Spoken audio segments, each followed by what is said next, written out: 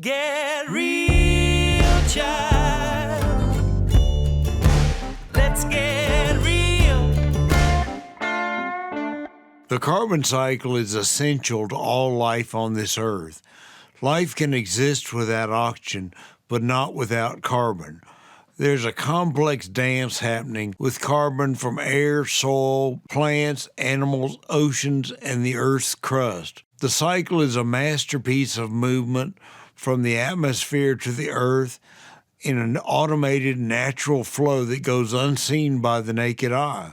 Interestingly, far more carbon exists in the soil than in the air, but it is a balance that has been skewed by man, reducing the soil's carbon content through bad practices. In farming, we have sadly seen the deterioration of our soil as a result of mismanagement. A major reason CO2 levels have risen is the continuing expansion of the world's desert, reducing the amount of carbon stored in soil and plants. Not only are we losing our fertile land by the day, but the downstream impact of the deterioration of our minerals in the soil. Marine wetlands are huge sinks of carbon that are being wiped out by man's activities of dredging and filling. Restoration of marine wetlands in shallow water areas is one part of the holistic solution to rebalancing this cycle. The oceans occupy most of the Earth's surfaces and are also major players in the carbon cycle. Regardless of the beliefs you may or may not have around the topic of climate change, it is important to know that carbon is the key to advancing our way of life. There are approaches to make carbon work for us and not against us. The cycle is worldwide, but man can alter it by increasing photosynthesis and lowering atmospheric CO2 levels dramatically. As such, the carbon cycle is not to be feared, but fine-tuned to put the carbon where it will do the most good, back in the soil and marine wetlands. Let's get real about it.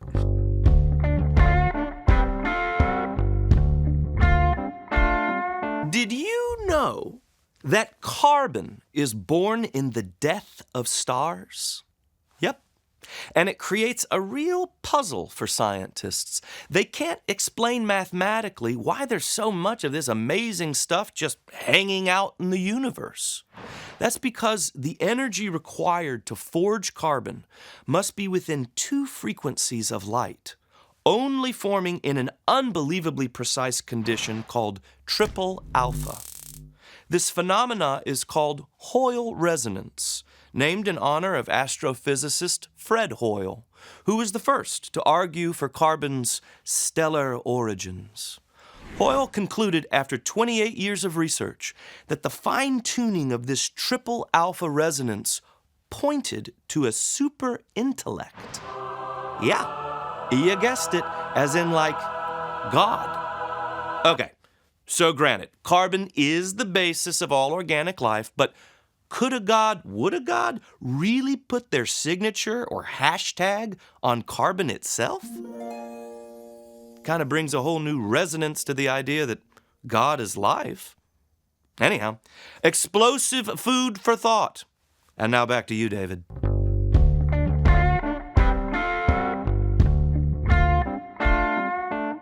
As the levels of CO2 increase and insulate the Earth, there is a concern for increased temperatures, referred to as global warming. The truth is that CO2 levels fluctuate over time, and there is a significant impact of methane from natural seeps and increasing water vapor levels. Curiously, the growing deserts, although demineralized and lacking soil life, actually cool the Earth as they reflect much solar radiation back to space. They are generally cloudless and have little water vapor to trap heat. Converting a large desert to forest would not cool the Earth. Converting a desert to forest or grassland would sharply lower CO2 levels, but would increase average temperature due to increasing water vapor. This would be a positive as we need a more moderate, stable climate. Carbon emissions from the soil, a forest fire, or a volcano are harder to pinpoint or estimate,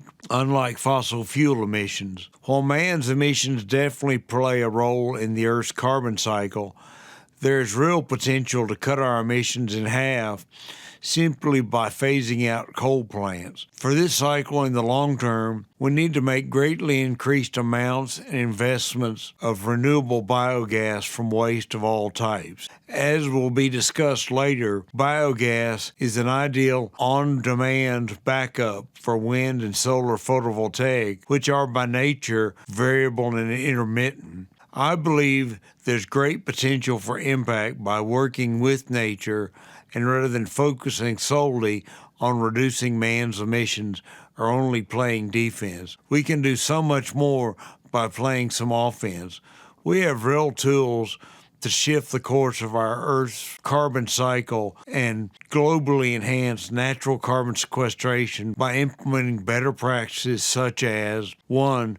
Carbonizing biomass from dying trees and crop waste into biocharcoal or biochar. Biochar works like coal in reverse, meaning nature mines the skies of CO2 by way of diverse plants, trees, even algae. Then we can carbonize that biomass to make useful eco-friendly carbon that's stable for millennia. Biochar creates a sponge for watering the soil and holds nutrients, returning dead soil to life.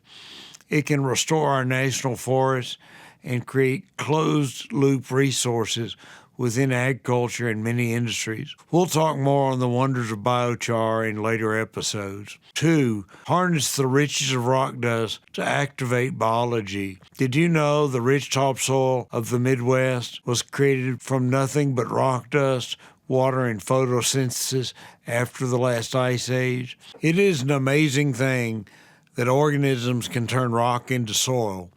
Combining rock dust minerals with biochar is a powerful practical way to prevent desertification by restoring healthy soils, wetlands, oceans, ecosystems, and economic returns. Number 3, implement region-specific reforestation and grassland revitalization by integration of holistic grazing and other regenerative farming practices like reducing tillage to increase carbon drawdown. This increases soil organic matter, making more nutrient-dense plants as well as animals for food. Managed and controlled grazing that works in harmony with the grass can sequester many tons of carbon per acre per year, whereas clean tillage grain farming is a net emitter of carbon. More on this in our grasslands episode. Combining and implementing these practices together, we can get real in solving the climate issue measurably in a matter of a couple of decades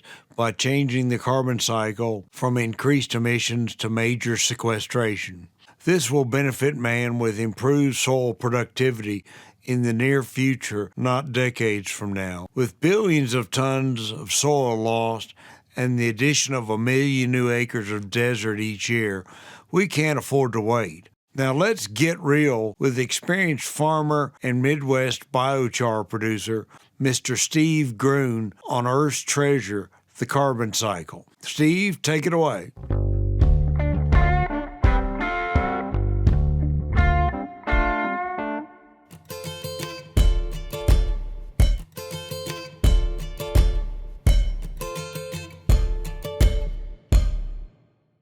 I've farmed from both angles, from the square foot and from the acre. My background is in agriculture in northwest Iowa, where we farm several hundred acres.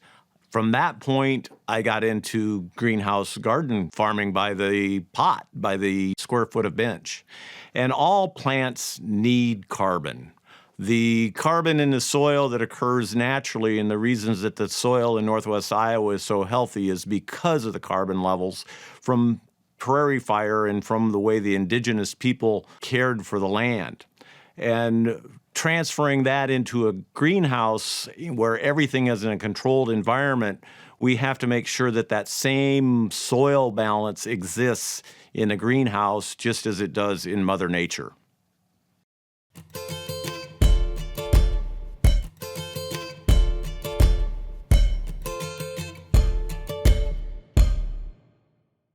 Modern agriculture is drawing from the bank account. What we have and what was deposited over thousands of years by Mother Nature and the indigenous people and their land management, we started with a very healthy amount of carbon in our soils. And with industrial agriculture, synthetic fertilizers, and pesticides and herbicides, and over tillage, we have decreased the amount of carbon in our soil naturally. And for us to maintain crop yields, to increase crop production, to feed this ever-growing population, we have to come up with a way to be able to increase carbon, which keeps our yields and our plants healthy.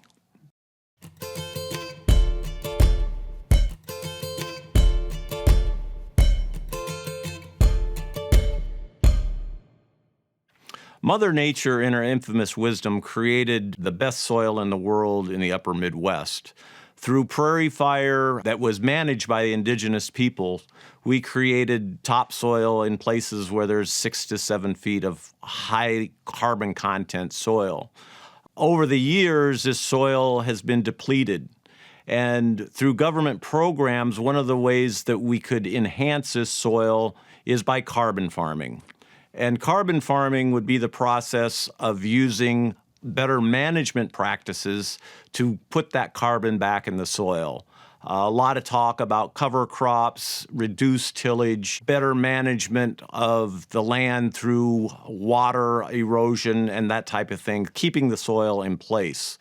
So one of the more innovative ways is creating biochar through pyrolysis, through burning excess biomass from crop residue, from waste wood that is management from our forests. Pyrolysis is something that is new to a lot of people. They may have never heard the word, but it is burning in the absence of oxygen. So through modern techniques, building equipment that creates biochar through this process, we can enhance our soils. Biochar by itself is not a crop nutrient. It only provides a home to hold those nutrients, to hold water, to hold air, and most of all, provide homes for microorganisms. Everybody has heard of climate change. And everybody has heard that we have excess CO2 in our atmosphere, and how can we sequester that CO2? The best way is through Mother Nature and through plants and the process of photosynthesis. By taking this plant material that Mother Nature has created, and through the process of pyrolysis, we take that and lock that carbon away, not for a short period of time, but for decades or even up to hundreds of years. The example that I like to use is molding a cup out of clay. If we take that clay and we just leave it in the form of a cup, we can use it several times, but it will finally just dissolve and go back to clay. But if we fire that and we make it ceramic, it will last for indefinitely. And that's what we do in making biochar. So it's my hope that we can educate people about carbon, about biochar, about pyrolysis, and how we can enhance carbon in the soil with these methods. I've read David Munson's book. The ideas that David presents in his book are all very practical and implementable in the short term, not just the long term. We have lots of people talking about solutions. These are cost-effective and highly doable solutions to climate change.